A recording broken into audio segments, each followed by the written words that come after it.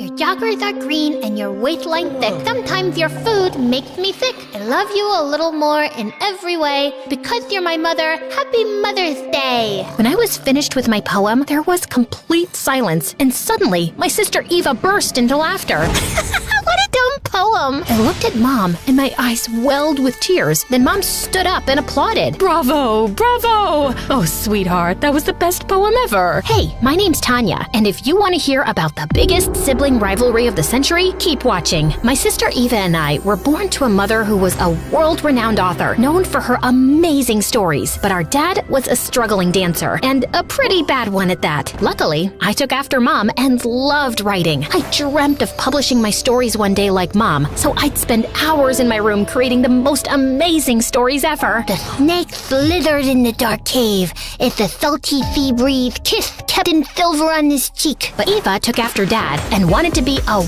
world-famous dancer. Heck, she wanted everyone in the family to be a dancer. Tanya, you should give up writing and become a dancer. You'll never make it as a writer with that lisp. You see, I had a lisp, and because of it, my S's and Z's sound like th. At school, kids teased me about it, and I didn't have any friends. This obviously meant I was super shy and avoided talking to people. Eva, on the other hand, was super popular with tons of friends who were always ready to see her newest dance moves, no matter how crazy they were. Growing up, even though Eva teased me about my lisp, we were pretty good friends. But then, everything changed. When Eva and I turned 13, our parents started fighting like crazy. They were always arguing over bills and couldn't even stand to be in the same room with each other. A few months later, Dad left and we never saw him again. Good riddance to you and your poverty.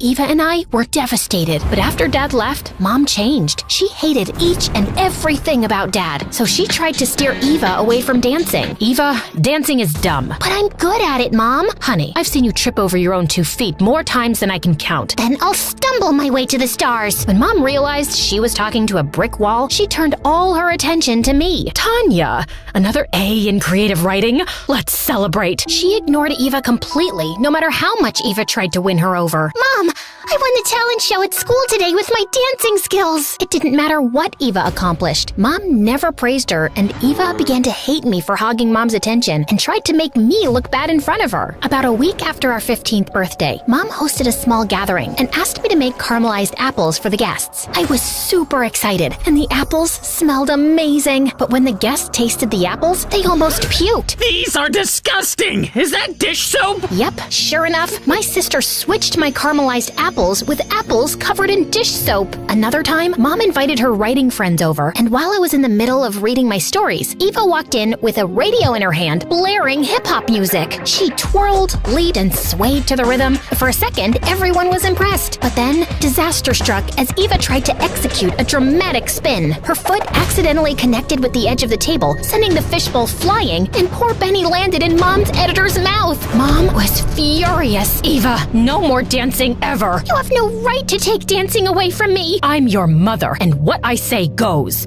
I hate you. That night, Mom removed every device that could play music in the house. Eva looked ready to explode. The next day was Saturday, and I woke up to the worst screeching sound coming from Eva's room. When I got to Eva's room, she was huffing and puffing with wild enthusiasm into a harmonica. Eva, you sound like you're strangling cats. Since I can't dance, I'm starting our school's first harmonica club. Eva smirked devilishly as she blew once more into the harmonica.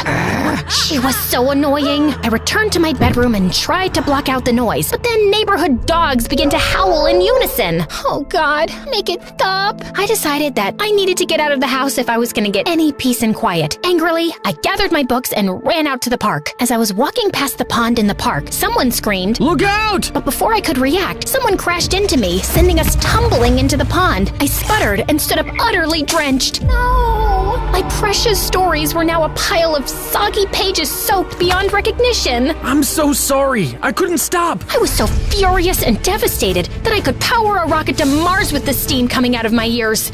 It's not your fault. It's my sister's. Her and her stupid harmonica. I marched home with a thunderous fury in my steps, each one echoing my building frustration. As I prepared to confront Eva, I burst through the front door, and there Eva was, sitting in the living room. I threw my ruined stories at her. Because of you, my stories are ruined. With a rush of adrenaline, I lunged at Eva, and the living room became a war zone. A few minutes later, Mom walked through the front door and pulled us apart. Why are you girls fighting? I quickly explained what happened to Mom, while Eva fumed on the other side of her. Everything I worked so hard on is now gone. And how is that my fault, Tanya? If you weren't playing that stupid harmonica, I wouldn't have had to leave the house. Eva, you're grounded. Go to your room, now. Eva glared at us and then stormed off. Don't worry, Tanya. Together, we'll create more stories from that big, beautiful brain of yours. Over the next few days, Mom and I spent hours huddled together, weaving new stories to replace the ones that were lost. Our collaboration was nothing short of magical. About a month later, I had completed 20 incredible short stories which Mom took to her publisher. And guess what? He loved it. With Mom's help, I had just accomplished my first major writing achievement. Eek! I can't believe I'm about to become a published author. Congratulations, Tanya. I'm so proud of you. Thanks, Mom. I couldn't do it without you. News about my first book spread through the school like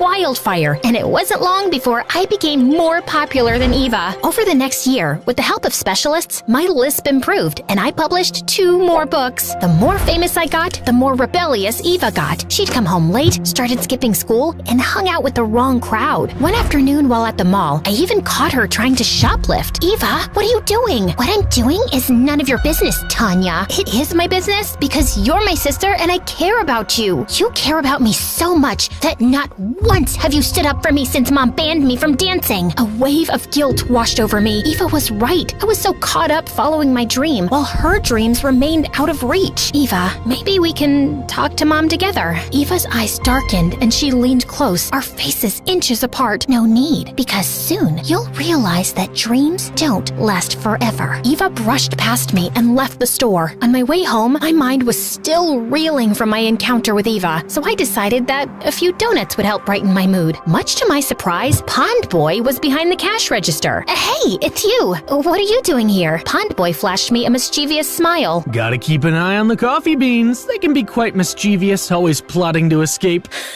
So, your coffee bean security? Just call me Captain Beanie. In a much more serious tone, he added, By the way, I'm Alex. Tanya, after receiving my order, I sat at one of the tables. When Alex had finished his shift, he joined me. I told him about the 3 books I published with Mom's help, while he told me about his life. I grew up in an orphanage and was adopted by a nice couple about a year ago. I'm glad you finally have a family. A strange look crossed Alex's face, and he smiled. So do I. Alex was kind and smart and super easy to talk to. Over the next few weeks, when I wasn't at school or writing, I was hanging out with Alex. One afternoon, I invited Alex home to watch movies. I had gone into the kitchen to get snacks, and when I returned, Alex and Eva were laughing and talking as if they'd known each other for years. And sure enough, over the next 2 weeks, Alex was hanging out with Eva more than he was with me. I was furious. So, you're ditching me again to hang out with Eva? Tanya, she's your sister. I don't see what the problem is. I couldn't help but feel jealous. Alex was supposed to be my friend, not Eva's. I decided to confront him about it at the cafe. When I got there, he was deep in thought as he stared at a picture that he was holding. I snuck behind him to glance at the picture, and I gasped when I realized that it was a picture of Eva. Are you stalking my sister, you creep? Startled, Alex fumbled with the picture and shoved it into his pocket. It's nothing like that, Tanya. Please, keep your voice down.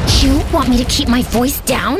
You befriended me to get to my sister, didn't you? I did, but it's not what you think. Then explain it to me. What Alex said next turned my world upside down. Ava is my sister. I looked at Alex and began laughing hysterically. Am I being pranked? Do you have hidden cameras in here? Alex shook his head, and I saw the sadness in his eyes. What? Are you serious? It has to be a mistake. One day, the orphanage director asked me to bring out some files from his office, and I accidentally dropped them. I noticed my mother's name and a picture of her. Out of curiosity, I opened the file and saw that Mom had a twin birth. So I jotted down the name of the person who adopted my sister and traced it back to your family. I was stunned and hurt. Why would Mom keep something like this a secret for 17 years? I understood why Alex ditched me. He wanted to spend time getting to know his sister. I knew I had to do something. You're coming with me. Before he could say no, I grabbed his hand and dragged him out of the cafe all the way home. Mom? Eva? Where are you? Mom came out from the kitchen, but Eva was nowhere to be seen. When were you going to tell Eva that she was adopted? A look of horror appeared on Mom's face. Who told you that? It doesn't matter. Mom, is Is it true? Is Eva adopted? Mom sank into the sofa. Yes, it's true. Eva is adopted. We heard a gasp, and we all looked up to see Eva frozen at the top of the stairs, her eyes as wide as saucers. She turned around and bolted to her room, and I ran after her. Just as she was about to slam her door on me, I rammed the door with my shoulder hard, sending the both of us flying into the room. Mom and Alex rushed into the room, and Mom knelt by my side. Tanya, are you okay? Mom, I'm fine. Eva needs you. Why didn't you tell us? I looked across at Eva, who was staring out of the window. Her shoulders shook slightly, and I knew she was crying. Mom went over to her while Alex helped me to my feet. Mom tried to touch Eva's shoulders, but she shrugged Mom off. Is this why you never liked me? Because you're not my mother? Eva, you are my daughter, and I love you. Around the time Tanya was born, we visited the orphanage for a charity run, and we fell in love with you, so we brought you home. Eva turned to face Mom, her mascara mingled with tears running down her cheeks. What type of love makes you rip my dreams and toss them into the garbage? Mom was in tears. Eva, loving something and being able to make it into a career are two different things. I love to sing, but I sound like a frog with a tuba stuck in my throat. And I love to play the harmonica, but I'm not very good at it.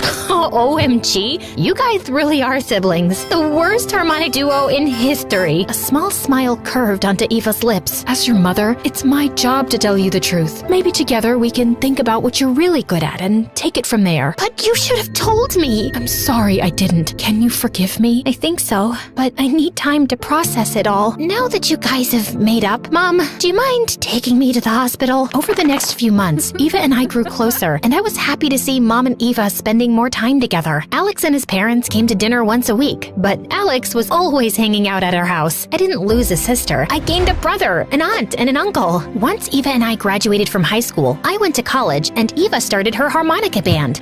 Just kidding. Eva didn't know what she wanted to do yet, so she got a job at the cafe, and Alex and Mom supported her. And after 2 years, Alex and Eva decided to open their own cafe, and Eva went to college to get a degree in business. No family is perfect, but a supportive family is everything.